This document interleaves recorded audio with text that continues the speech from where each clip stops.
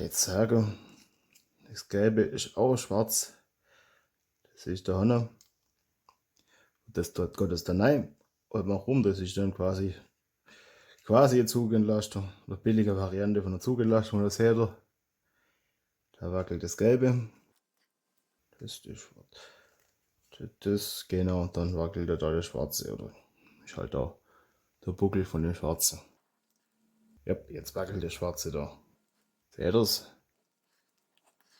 Dann ist das Gelbe dann einfach, ist das Motorlöffacher dann von dem Rot aufs Gelbe gegangen, wenn der Triggerle auf war, dass die Motorler schnell bremsen.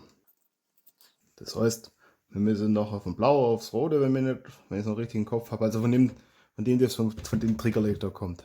Das ist vorher auf das andere Triggerle gegangen, dass wenn das Gläble aufgemacht hat, das stoppt.